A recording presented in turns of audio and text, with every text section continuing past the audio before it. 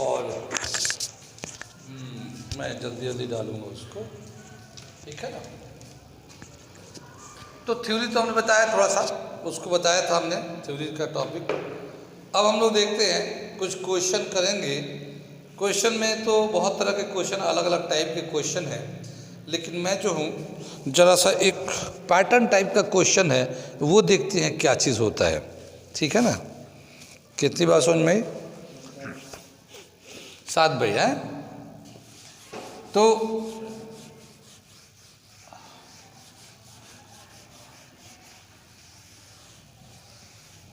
एक क्वेश्चन दे रखा है,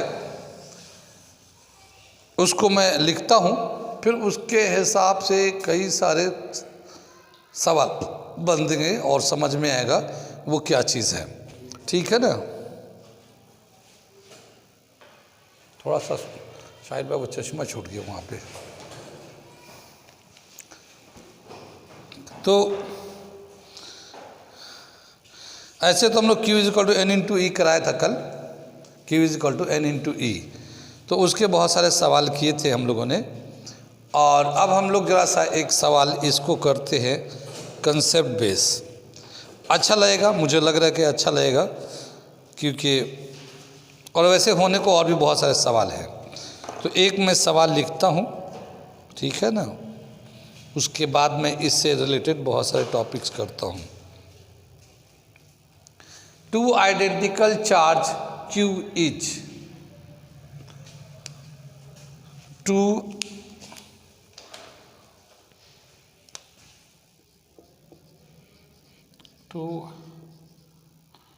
identical charges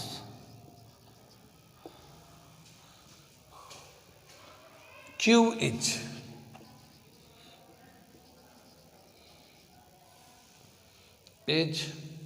are kept at a distance r from each other, at a distance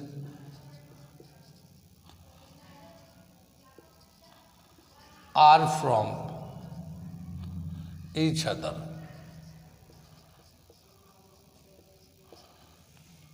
ठीक है। A third charge Q is placed, a third charge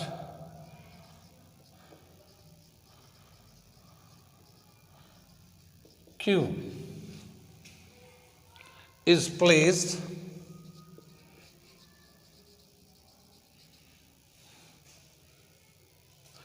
on the line joining the above two charges, on the line joining the two charges.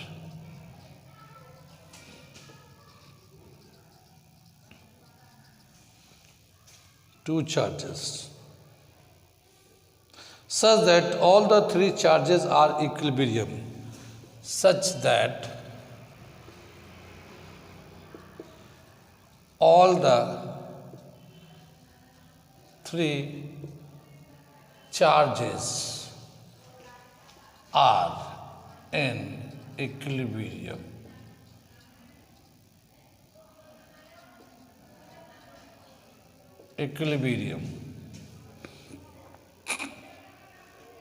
What is the magnitude, sign and position of the charge Q? What is the magnitude, sign and position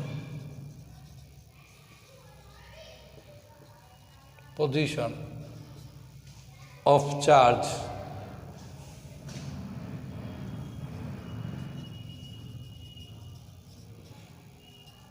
Q?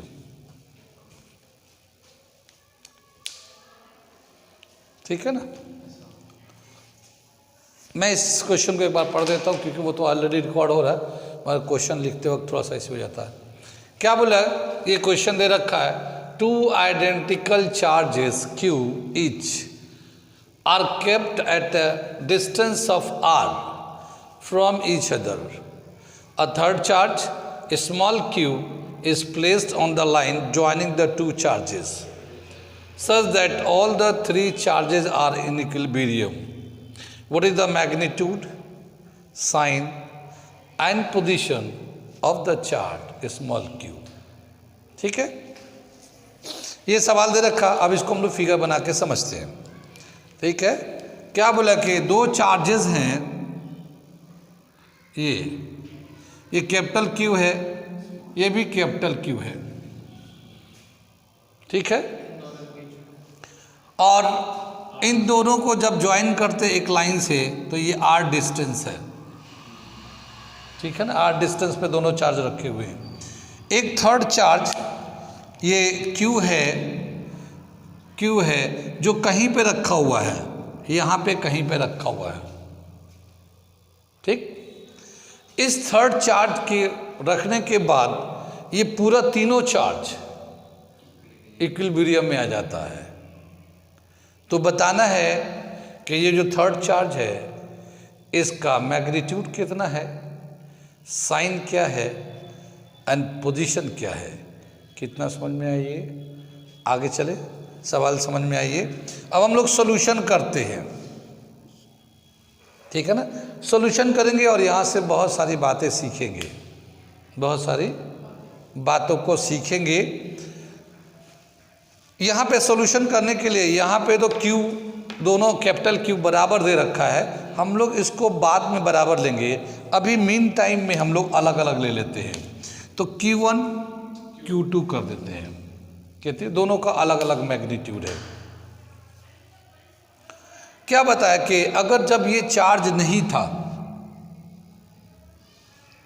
था तो ये दोनों charge same nature के हैं, या तो दोनों positive होगा या फिर दोनों नेगेटिव होगा। अगर दोनों पॉजिटिव होगा तो रिपल्शन हो रहा होगा, और दोनों नेगेटिव होगा तब भी रिपल्शन हो रहा होगा। हाँ, एक पॉजिटिव एक नेगेटिव होगा तो फिर अट्रैक्शन हो रहा होगा, या तो रिपल्शन हो रहा होगा या अट्रैक्शन हो रहा होगा। अट्रैक्शन हो रिपल्शन हो, उसकी वजह से ये दोनों चार्ज रिपल्शन की वजह से या तो दूर जाएंगे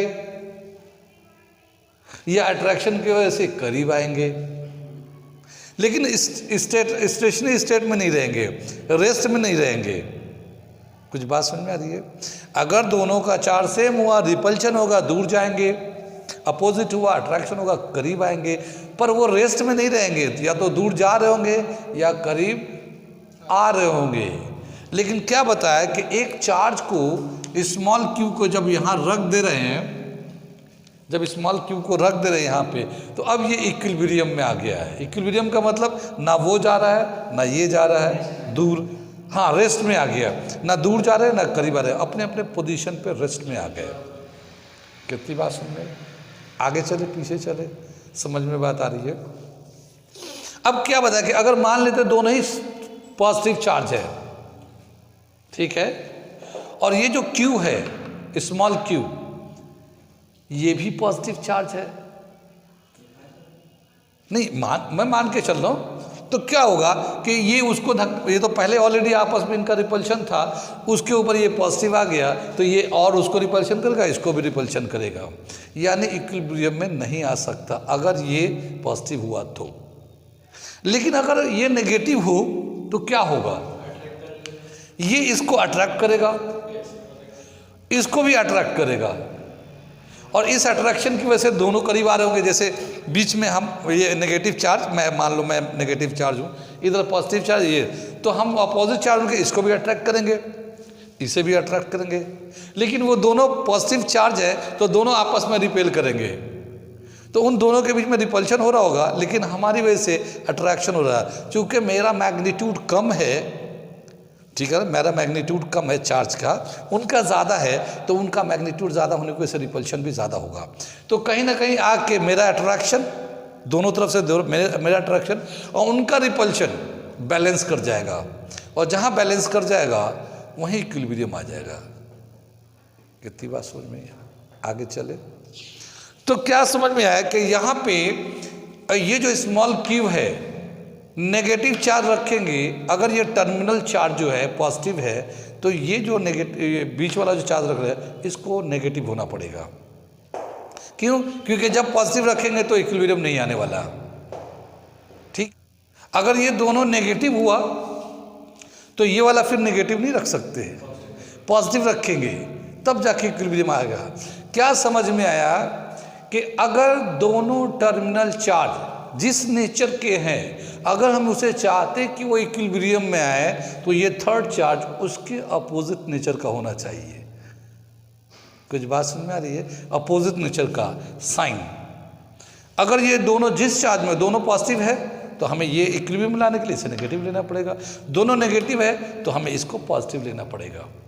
एक बात, अगर दोनों अलग अलग चार्ज का टर्मिनल चार्ज, एक पॉजिटिव है एक नेगेटिव है, जब एक पॉजिटिव होगा एक नेगेटिव होगा तो क्या होगा? ये चार्ज अगर मैं मान लो पॉजिटिव रखा, जैसे वो पॉजिटिव है ये नेगेटिव है, दो चार्ज, और मैं दोनों टर्मिनल का अपोजिट चार्ज हो गया, मैं मान लो मैं एक चार्ज हूं और मैं भी पॉजिटिव हूं, तो ये जो पॉजिटिव है राइट हैंड वाला वो मुझे धक्का लगाएगा इधर की तरफ, और वो नेगेटिव चार्ज है वो मुझे अट्रैक्ट कर लेगा, तो मैं इधर चला जाऊंगा।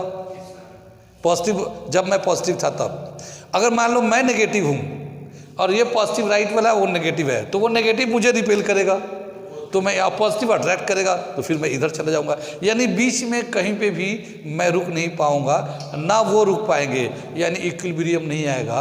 अगर टर्मिनल चार्जेस अपोजिट नेचर के होंगे तो बीच वाला जो चार्ज या वो पॉजिटिव हो या नेगेटिव हो, वो इक्विलिब्रियम में नहीं आ सकता।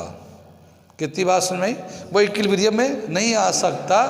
तो उसके लिए, इक्विलिब्रियम के लिए दूसरा अभी हम आगे बताएंगे। पहले इस क्वेश्चन को मैं कंप्लीट करता हूँ, कंसेप्ट को क्लियर कराता हूँ। कितनी बात सुन में? तो यहाँ पे मैं एक सॉल्यूशन में पहला स्टेप ये लिख रहे हैं, the third charge should be opposite in nature with respect to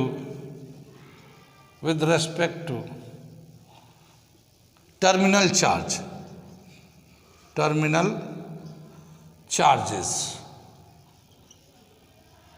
ठीक है ना? if the terminal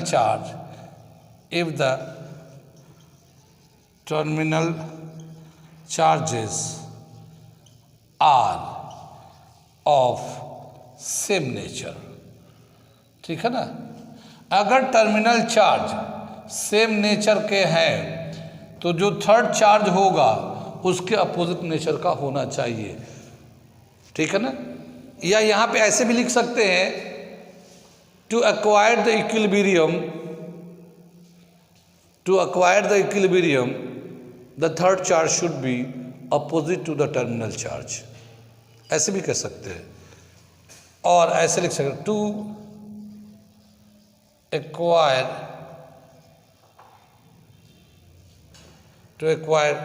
the equilibrium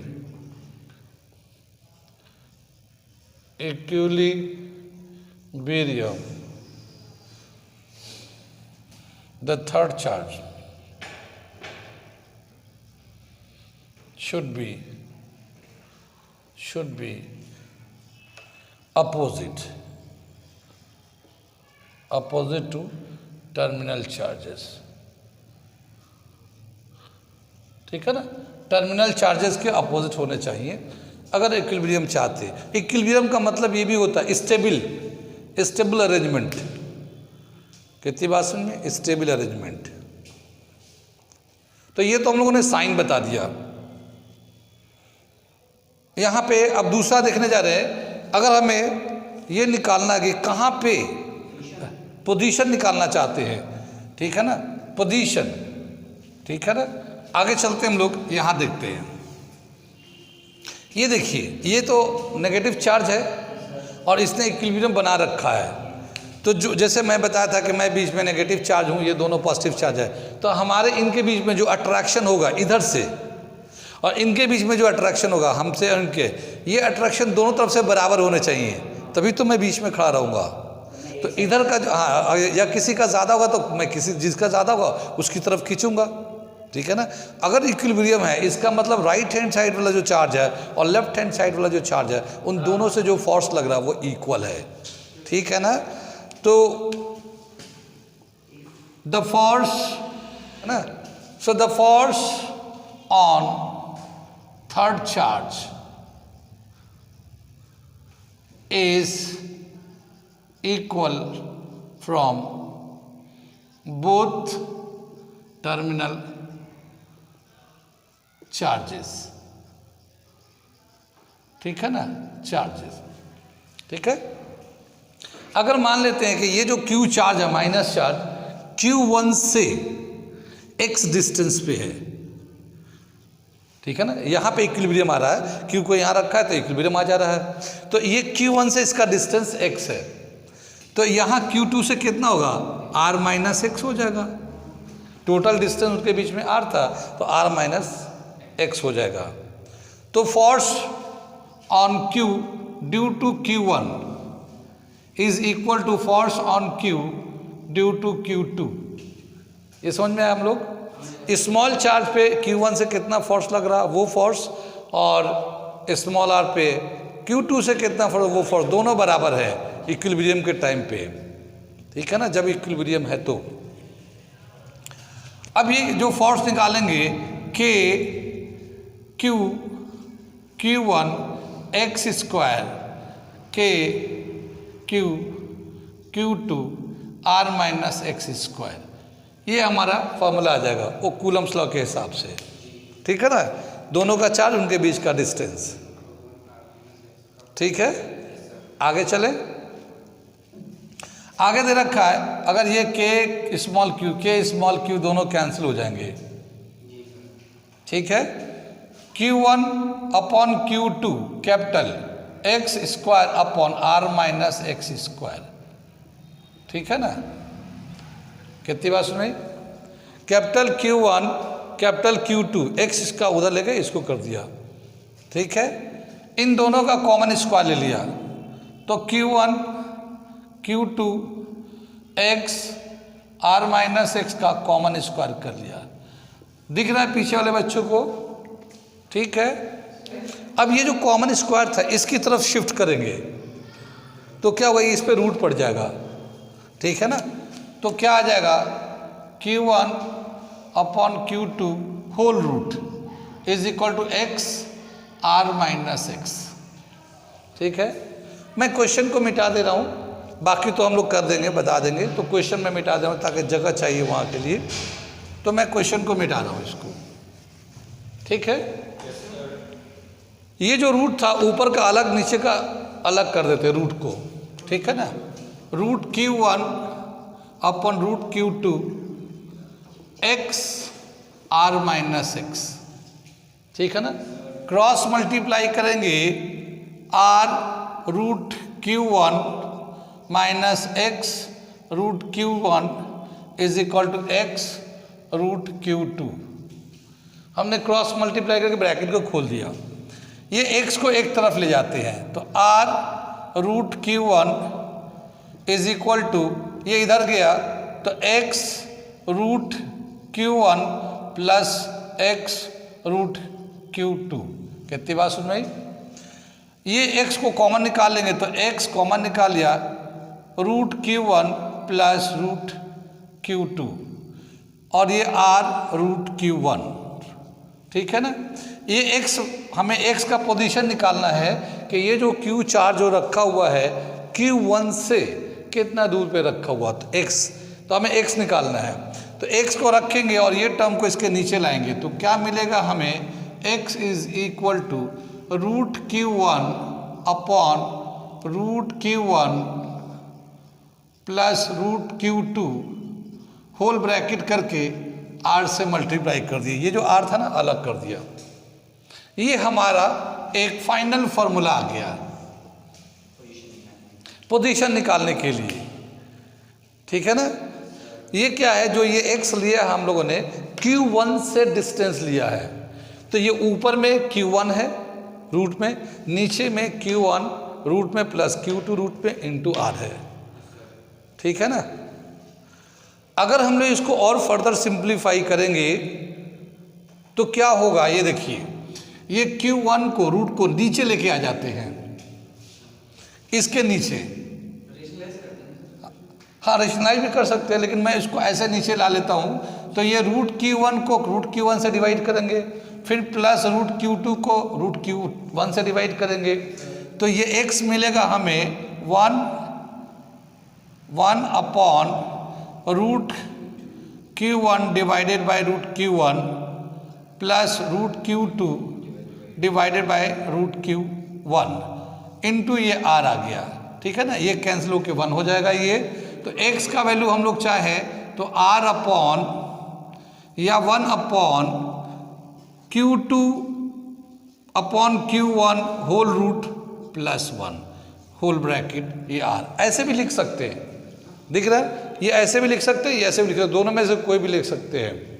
ये देखिए x2 निकालना था और यहाँ से हमने डिस्टेंस लिखा, तो Q2 ऊपर रखा है, Q1 नीचे रखा, रूट लेना है प्लस 1 नीचे में और R से मल्टीप्लाई कर देंगे। कितनी बात सुन में, जब ये दोनों चार्ज Q1 Q2 अलग अलग होते हैं तब की बात है, ठीक है ना। मैं यहाँ से थोड़ा सा मिटाता हूँ, फिर इसको आगे लेके चलता हूँ, ठीक है ना। आगे चले हम लोग,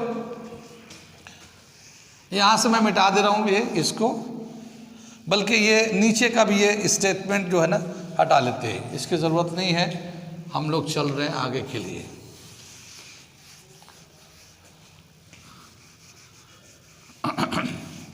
आगे ये मैं फॉर्मूला बना के दूंगा, इसी को यूज़ करना है सिंप्लीफाई करने के लिए जब भी कभी क्वेश्चन, ये तो मैं बना के डेवलप करके दे रहा हूँ, लेकिन ये क्या है कैसे आया ये सब इसको आपको क्लियर होना चाहिए कि इसमें क्या चीज़ कैसे कंसीडर किया गया, ठीक है ना। अब अगर जैसे इस क्वेश्चन में दे रखा है कि ये दोनों चार्ज बराबर है, ये दोनों चार्ज बराबर है, तो यहाँ पे here Q1 is equal to Q2 is equal to Q, है ना। तो इसमें डालो या इसमें डालो, जिसमें आप लोग कहोगे। ये एक यहाँ पे है फॉर्मूला, ऊपर में डाल देता हूँ, जैसे कहोगे आप कर लेते हैं। तो यहाँ पे x जो है रूट Q हो गया, नीचे आएगा root Q plus root Q into R। ये दो रूट Q 2 रूट Q हो जाएगा, तो ये रूट Q होगा और अपॉन 2 रूट Q हो जाएगा इंटू R हो जाएगा, रूट Q से रूट Q कैंसिल हो जाएगा, R बाई 2, यानी ये जो x डिस्टेंस है R बाई 2, यानी कि हमें बिल्कुल बीच में रखना पड़ेगा। तब जाके ये जो थर्ड चार्ज Q है ये बिल्कुल बीच में रखेंगे, तब जाके इक्विलिब्रियम आएगा, जब दोनों चार्ज बराबर होंगे तो। कितनी बात सुन में, लेकिन मान लो एक चार्ज बड़ा है एक चार्ज छोटा है, एक चार्ज बड़ा है मैग्नीट्यूड में और एक चार्ज छोटा है, तो फिर किधर होगा, बीच में तो होगा नहीं।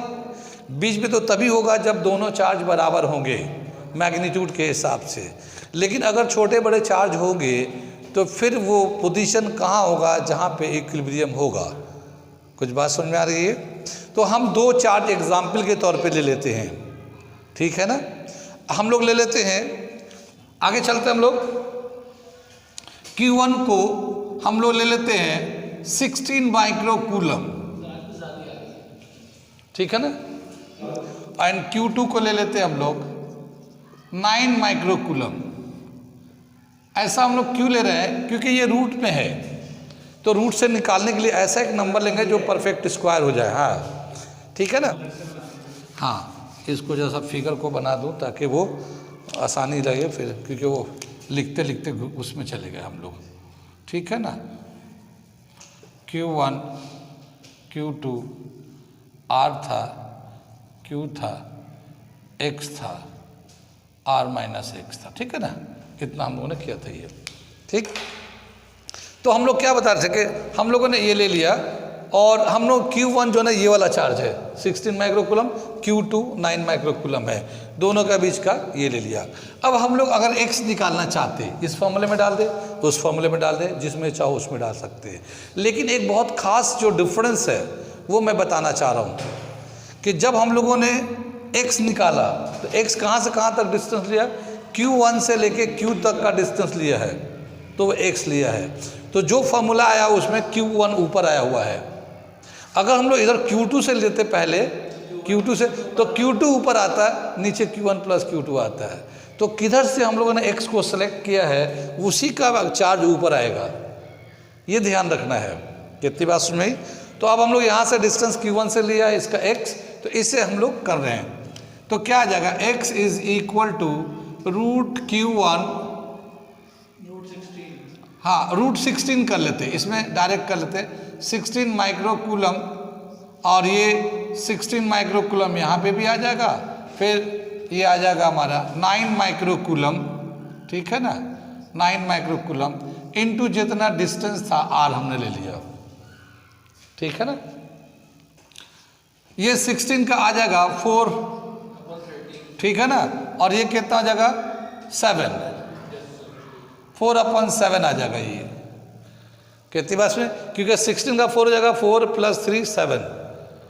ये जो 4/7 है ये कितने के बराबर हो जाएगा, ये x इज इक्वल टू 0.57, कुछ इसके बाद भी आएगा, सब 571 r के बराबर होगा। कितनी बात सुन भाई, है ना। ये जो हम लोगों ने लिया अब r/2, ये कितने के बराबर था, 0.5 r के बराबर था एग्जैक्ट। नहीं, कम वाले की तरफ झुका रहेगा। यहाँ देखो साथ, बहुत इंपॉर्टेंट बारीकी बात बता रहा हूँ। यहाँ पे जब हम लोगों ने Q1 लिया था 16 माइक्रोकूलम और Q2 9 माइक्रोकूलम, तो x का जो वैल्यू निकाला है 0.57, यानी 0.5 से ज़्यादा, यानी इसके बीच से थोड़ा सा ज़्यादा इधर की तरफ। हाँ, तो लेकिन है ये आधा से ज़्यादा। इसका मतलब क्या हुआ कि अगर दो डिफरेंट चार्ज होंगे, दोनों का मैग्नीट्यूड, तो जहाँ पे इक्विलिब्रियम मिलेगा वो position nearer to smaller charge, nearer to smaller charge और away from the larger charge, ऐसे भी बोल सकते हैं, ठीक है ना, away from the larger charge, यानी मिड से दूर हो जाएगा और स्मॉलर से करीब हो जाएगा, स्मॉलर चार्ज से करीब होगा। तो ये बहुत इंपॉर्टेंट पार्ट है, ये मैं लिख रहा हूँ, ठीक है ना। ये क्या दे रखा है, when the two charges are different, when the magnitude of terminal charges are different, then the position of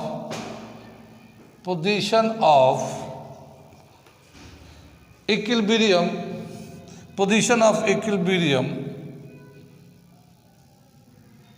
will be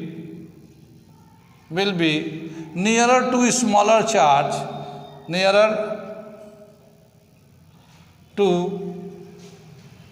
a smaller charge, ठीक है ना। और यहाँ पे लिख सकते हैं away from the larger charge, ऐसे, और अवे फ्रॉम लार्जर चार्ज, ठीक है ना। ये एक बहुत खास पॉइंट है। कितनी बात सुन कि अगर दो चार्ज का सिस्टम है और अगर इक्विलिब्रियम हमें देखना है, तो जो स्मॉलर चार्ज होगा उसके करीब होगा और जो लार्जर चार्ज होगा उससे आधे से ज़्यादा दूर पे होगा उससे, ठीक है ना। और जब बराबर सबका, ये लॉजिक कंसेप्ट पार्ट हो गया, ये सबके जब भी कभी दो चार्ज लेंगे सेम होगा तो बीच में रखना पड़ेगा, और अलग अलग चार्ज है टर्मिनल चार्ज, तो जो स्मॉलर है उसके करीब होगा, यानी आधे से उसके करीब होगा, और जो लार्जर चार्ज है आधे से ज़्यादा दूरी पे होगा। तो किधर से आपको कंसीडर करना है या किधर से आंसर में चॉइस में दे रखा है, उस चॉइस के रिस्पेक्ट में आप उसको कंसीडर कर लो कि लार्जर है, लार्जर के रिस्पेक्ट में पूछा है तो आधे डिस्टेंस से ज़्यादा पे आएगा, और अगर स्मॉलर चार्ज के रिस्पेक्ट में आंसर दे रखा है तो आधे से कम पे आएगा। कितनी बात समझ में आई? इसे नोट करिए, बहुत इंपॉर्टेंट पॉइंट है। अगला पॉइंट बताने जा रहा हूँ मैं।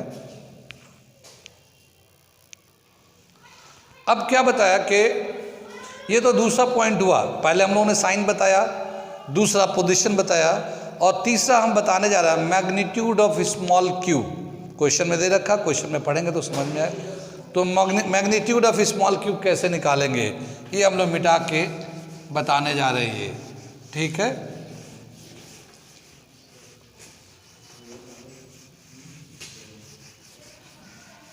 मैग्नीट्यूड अगर निकालना होता है तो उसके लिए कौन सा कंसेप्ट लगाते हैं वो देखिए।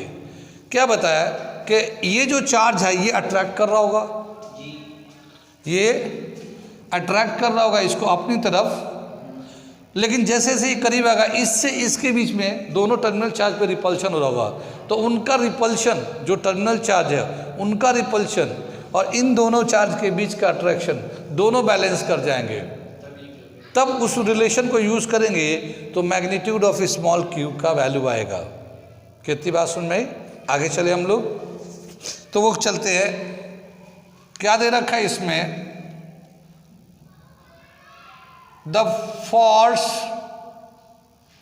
बिटवीन टर्मिनल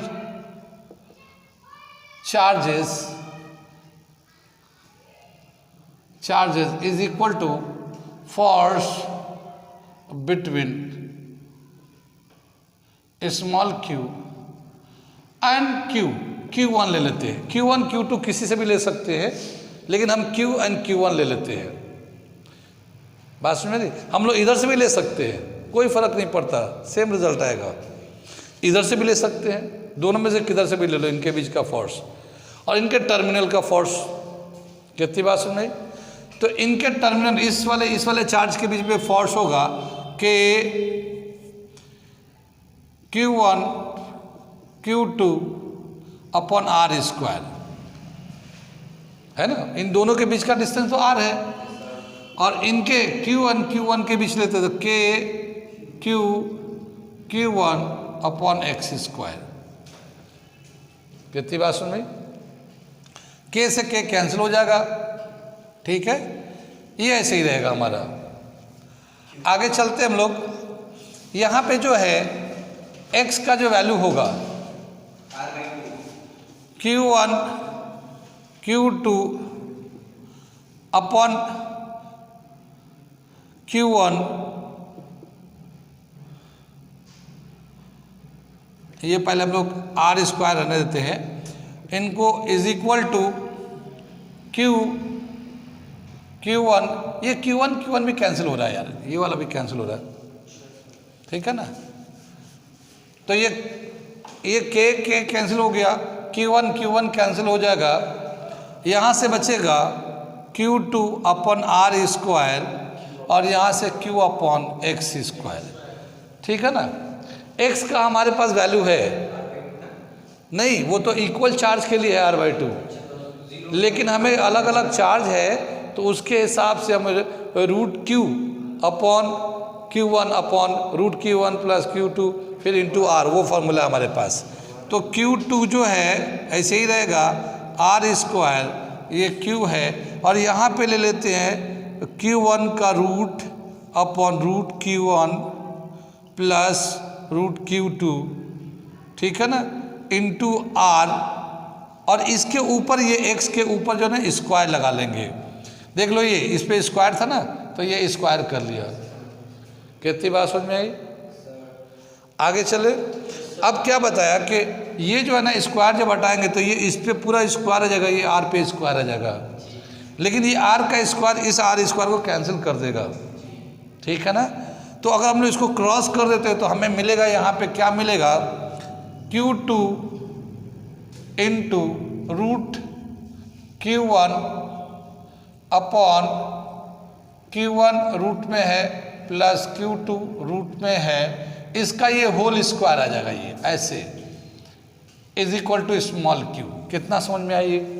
हमने थोड़ा सा यहाँ पे ये कर लिया, इसको जो स्क्वायर करेंगे तो इस पे पूरे पे स्क्वायर आएगा, आर पे स्क्वायर आएगा, ये आर स्क्वायर इस आर स्क्वायर को कैंसिल कर दिया, ठीक है ना।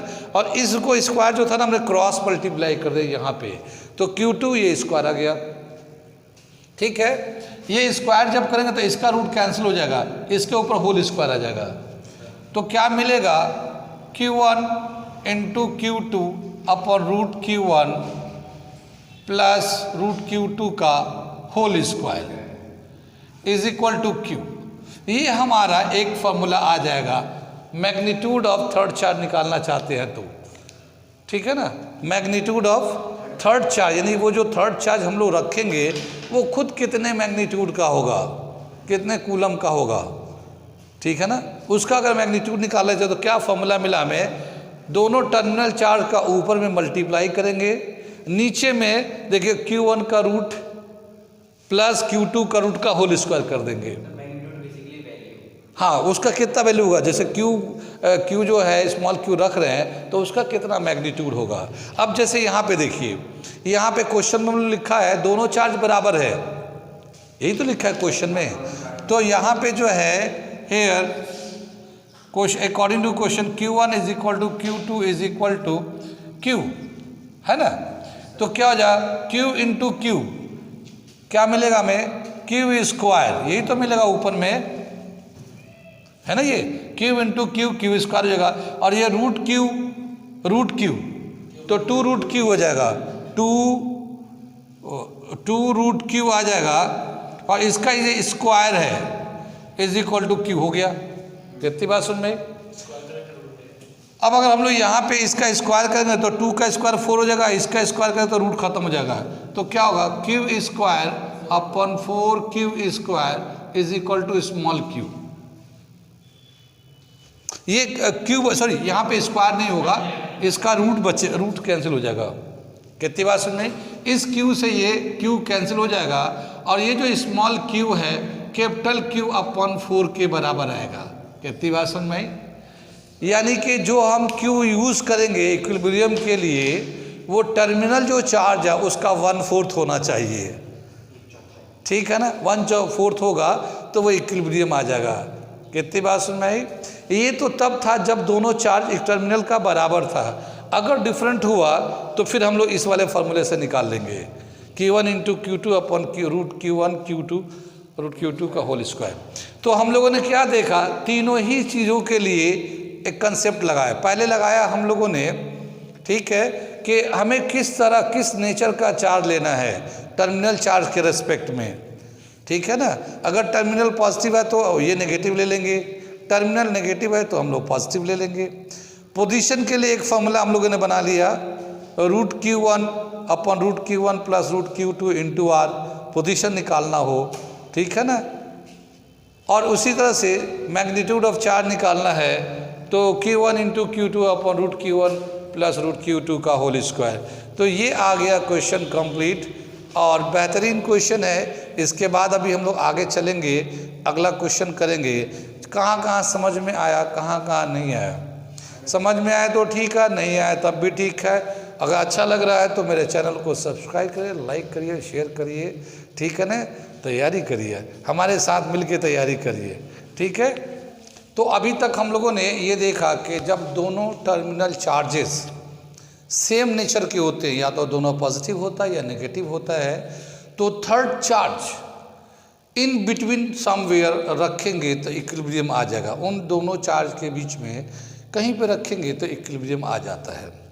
लेकिन अगर दोनों टर्मिनल चार्ज अपोजिट नेचर के हो, हाँ, एक पॉजिटिव जैसे एक नेगेटिव है, तो फिर इक्विलिब्रियम कहाँ आएगा, आएगा भी या नहीं आएगा, ये देखना है, ठीक है ना। So when terminal charges are of opposite nature, ठीक है ना, अगर ये अपोजिट नेचर का है तो, ठीक है ना। यहाँ देखते हैं हम लोग, एक पॉजिटिव चार्ज एक नेगेटिव चार्ज ये लेते हैं, Q1 पॉजिटिव ले लिया, Q2 मान लो नेगेटिव ले लिया। ठीक है, तो इसमें क्या बताया कि इसके बीच में कहीं पे भी थर्ड चार्ज रखेंगे तो इक्विलिब्रियम नहीं आएगा। कैसे? क्योंकि मान लो एक हमने पॉजिटिव चार्ज रखा, थर्ड चार्ज पॉजिटिव चार्ज रखा, यहाँ रखा मैंने पॉजिटिव चार्ज, तो इसकी रिपल्शन होगा, इधर की तरफ जाएगा, ये इसका अट्रैक्शन होगा, ये इधर की तरफ जाएगा, तो ये इधर चला जाएगा, रुकेगा ही नहीं, नहीं रुकेगा ये। इसी तरह से मान लो हम लोगों ने नेगेटिव चार्ज ले लिया यहाँ पे, तो ये नेगेटिव इसको रिपेल करेगा इधर की तरफ, और ये पॉजिटिव इसको अट्रैक्ट करेगा, तो ये दो फोर्स इस पे लगेगा, ये इधर चला जाएगा। तो ना इधर positive non negative third charge will gain the equilibrium in between when placed in between the two charges. तो इन दोनों के बीच में कहीं पे भी रखे कभी भी इक्विलिब्रियम नहीं आएगा या स्टेबल नहीं होगा अगर टर्मिनल चार्ज अपोजिट नेचर के है तो। कितनी बात सुनी? अगर मान लो दोनों चार्ज, ठीक है, इक्वल मैग्नीट्यूड का है, कितना इक्वल मैग्नीट्यूड का है, तो अगर हम लोग थर्ड चार्ज का पोजीशन निकालना चाहते हैं, पोजीशन, ठीक है ना, ये तो हम लोग नेचर बताया कि इक्विलिब्रियम नहीं आएगा, लेकिन अगर हम लोग पोजीशन निकालना चाहते हैं तो क्या होगा, root Q1 plus root Q2 into R, है ना, ये हमारा पोजीशन के लिए फॉर्मूला। लेकिन मान लो एक Q1 पॉजिटिव है, Q2 नेगेटिव है, और ये दोनों बराबर है, Q1 is equal to Q2 is equal to Q। ये इसको ऐसे दिखाते हैं, बजाओ नहीं, बजाओगे तो फिर वो डिस्टर्ब होगा। Q1 जो है ना पॉजिटिव Q के बराबर है, और Q2 जो है ना नेगेटिव Q के बराबर है, ठीक है ना। जब इसमें डालेंगे तो क्या होगा, x is equal to root Q1, ये Q हो जाएगा ये, और ये आ जाएगा रूट Q, पॉजिटिव वैल्यू था ये, और यहाँ पे जो है ना नेगेटिव वैल्यू आ जाएगा रूट Q, ठीक है ना, नेगेटिव वैल्यू आ जाएगा, ये नेगेटिव साइन आएगा, तो ये पॉजिटिव नेगेटिव नेगेटिव आ जाएगा ये, ठीक है। तो ये तो ज़ीरो हो जाएगा, जब नीचे ज़ीरो हो जाएगा तो ये जो x का वैल्यू ना इन्फिनिटी आने लगेगा, ठीक है ना, नीचे किसी भी नंबर को जीरो से डिवाइड करते इन्फिनिटी, यानी यहाँ पे बीच में कहीं पे भी इक्विलिब्रियम नहीं आने वाला, और ये इन्फिनिटी तक चला जाएगा, तब भी नहीं आएगा ये, अगर दोनों इक्वल एंड अपोजिट चार्ज हैं तो, ठीक है ना। एक बात समझ में आई। दूसरा बताएगा कि अगर हम लोग चाहते हैं कि इक्विलिब्रियम आए, तो अब चार्ज को इन बीच में तो नहीं रख सकते, फिर किधर रखें, बोला कि इसके बाहर रख सकते हैं, फिर इक्विलिब्रियम आएगा। अब कंसेप्ट समझते हैं, इसको कंसेप्ट समझ रहे हैं? हाँ हाँ, ये वाला साइन जो है अभी इसको रखेंगे, इसकी ज़रूरत पड़ेगी आगे समझाने के लिए। बीच में तो रखने से नहीं आ रहा है इक्विलिब्रियम, अब हम लोग बाहर रखने जा रहे हैं। तो अगर हम लोग ये बाहर रख लेते हैं, ये देख लिए, यहाँ से उठा के हमने मान लिया कि ये नेगेटिव था, और इसके सामने हम लोगों ने थर्ड चार्ज रख लिया, पॉजिटिव हो या नेगेटिव, पॉजिटिव भी हो सकता है, नेगेटिव भी ले सकते हैं, ठीक है ना। तो ये जो नेगेटिव चार्ज है इसे तो रिपेल करेगा, पहले पॉजिटिव लेते हैं, पॉजिटिव लेते हैं पहले, तो इसको अट्रैक्ट करेगा, ये रिपेल करेगा, ठीक है ना, ये रिपेल करेगा, ये अट्रैक्ट करेगा, लेकिन दोनों का मैग्नीट्यूड बराबर है, Q1 Q2 इस तरह से है, दोनों का मैग्नीट्यूड बराबर है, लेकिन दोनों का डिस्टेंस डिफरेंट है, तो ये डिस्टेंस कम है तो इसका अट्रैक्शन ज़्यादा होगा, और ये रिपल्शन कम हो जाएगा, इसका मतलब वो खींच के इसके पास आ जाएगा, Q2 के पास आ जाएगा। कितनी बात सुन में, खींच के इसके पास आ जाएगा, इक्विलिब्रियम नहीं आएगा। और अगर मान लो माइनस में ले लेते हैं तो ये रिपेल करेगा, ये अट्रैक्ट करेगा इसको, लेकिन ये जो दोनों चार्ज मैग्नीट्यूड में तो बराबर है चार्ज का, मगर डिस्टेंस में डिफरेंस है, इसका डिस्टेंस कम है, इसका डिस्टेंस ज़्यादा है, तो ये इसको रिपेल ज़्यादा करेगा, अट्रैक्शन कम हो जाएगा, तो ये दूर चला जाएगा। तो दोनों कंडीशन में अगर दोनों टर्मिनल चार्ज बराबर होंगे तब इक्विलिब्रियम नहीं आएगा। बस में बाहर रखने के बाद भी नहीं आएगा, अंदर तो आ ही नहीं रहा था, लेकिन बाहर रखने के बाद भी नहीं आएगा अगर दोनों टर्मिनल चार्ज बराबर है मैग्नीट्यूड में तो, और साइन में उल्टा ही है। अगर एक चार्ज बड़ा एक चार्ज छोटा कर लेते हैं तो क्या होगा? सपोज करते हैं, suppose Q1 is greater than Q2, Q1 is magnitude के हिसाब से, साइन तो ऐसी है, ये पॉजिटिव और नेगेटिव होगा, मगर मैग्नीट्यूड में जैसे हम लोगों ने पिछले वाला में एक एग्जाम्पल लिया था 16 माइक्रोकूलम 9 माइक्रोकूलम, ठीक है ना। तो अगर मान लो हम लोग ने ये 16 माइक्रोकूलम है और ये 9 माइक्रोकूलम है, कुछ बात समझ में आ रही है? ठीक। अब क्या हुआ कि अगर हम लोग पॉजिटिव लेते हैं तो इन दोनों के बीच में अट्रैक्शन होगा, ठीक है ना। 9 माइक्रोकूलम डिस्टेंस कम है, डिस्टेंस कम है तो अट्रैक्शन होगा इसके बीच में, ठीक है ना। और लेकिन जो फोर्स होगा वो फोर्स कैसे निकालेंगे? फोर्स इज इक्वल टू के Q2 Q upon x square, ये मान लिया यहाँ से यहाँ तक x, ठीक है ना। और यहाँ से यहाँ तक कितना हो जाएगा? R plus x. बात समझ रही है? यहाँ से यहाँ तक R प्लस एक्स हो जाएगा। तो यहाँ पे डिस्टेंस कम है मगर ये चार्ज भी कम है, ये Q2 चार्ज भी कम है, तो एक सर्टेन अमाउंट ऑफ फोर्स लगेगा जो अट्रैक्टिव होगा। अब यहाँ से लेंगे तो यहाँ से जब ये फोर्स लेंगे तो इसका जो force on Q by Q2 ये लिख दिया, और अगर हम लोग इसको लिखते हैं फोर्स ऑन Q1 तो क्या आएगा? K Q1 Q upon R plus x का होल स्क्वायर। कितनी बात सुनी? तो यहाँ पे Q2 जो है ना ज़्यादा है, Q2 ज़्यादा है, ठीक है ना, डिस्टेंस भी थोड़ा ज़्यादा है। तो क्या समझ में आया कि ये जो ज़्यादा है चार्ज तो इसका डिस्टेंस भी ज़्यादा, तो हो सकता है कि वो दोनों उतना ही फोर्स आ जाए जितना कि ये फोर्स आ रहा है।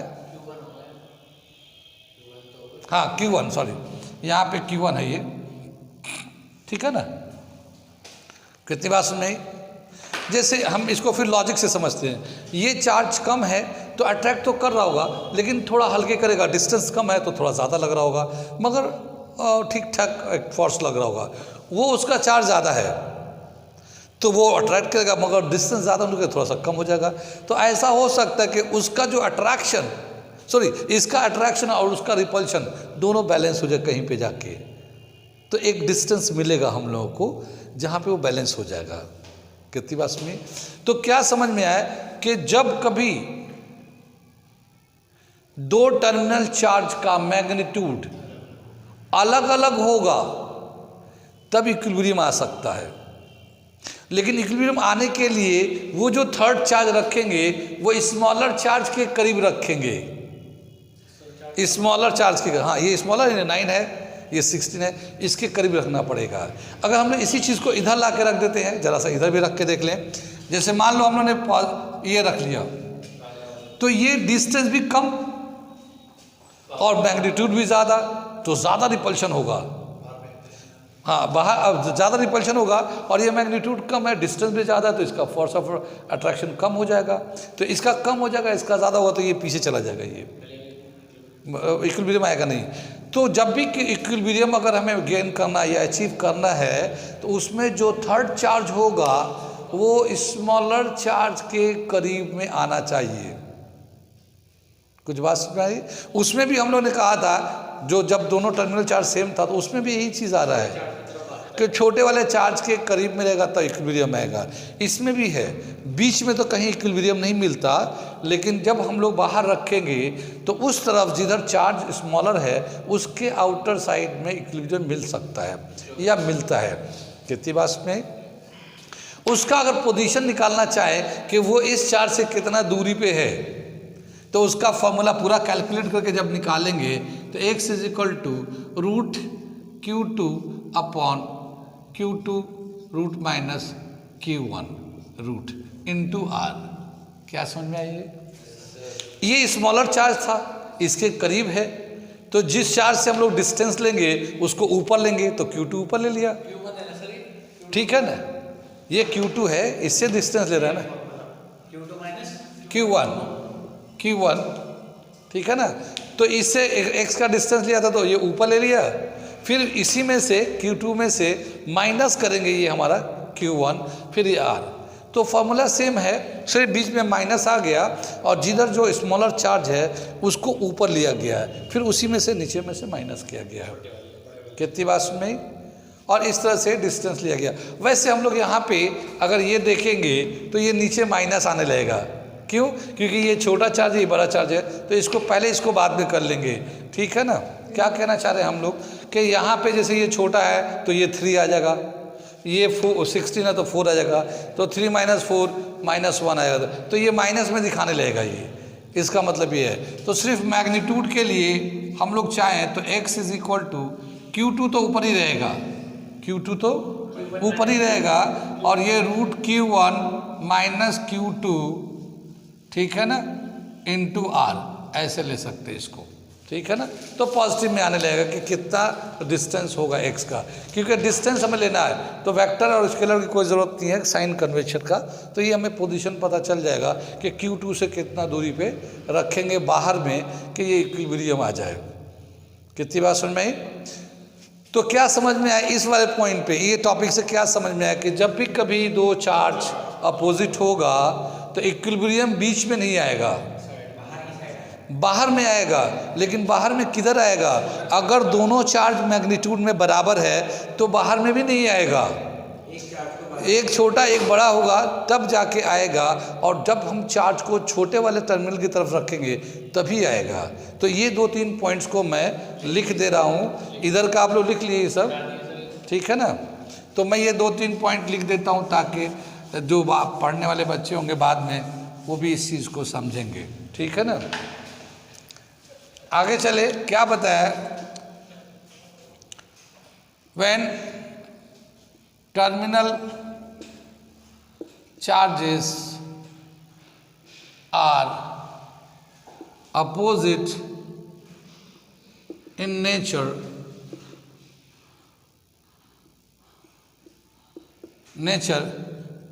nowhere in between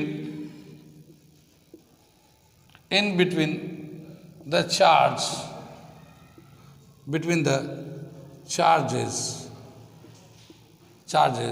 the equilibrium, nowhere, कहीं पे भी नहीं मिलेगा, nowhere in between the charges the equilibrium achieve,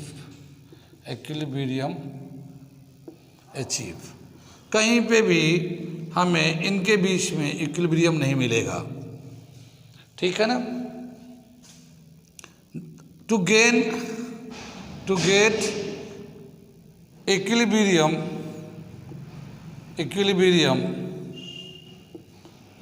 the third charge should be placed outside from the two charges, ठीक है ना। बट इफ, इसको मैं रेड से लिख देता हूँ, ये इंपॉर्टेंट पॉइंट है तो हाइलाइटर लगा देता हूँ इस पे।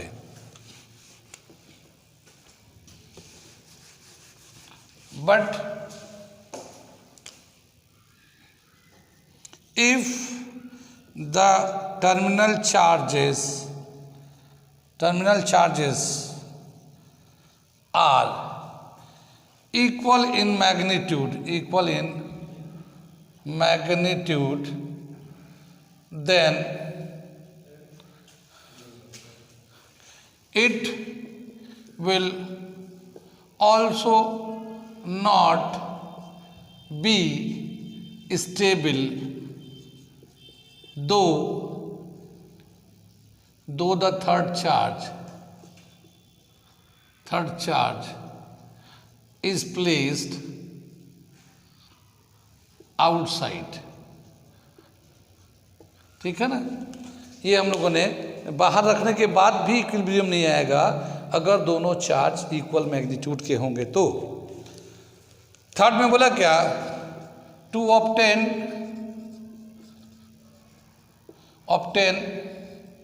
The equilibrium the third charge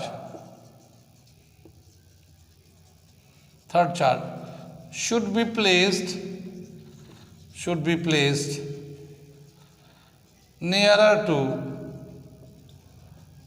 a smaller charge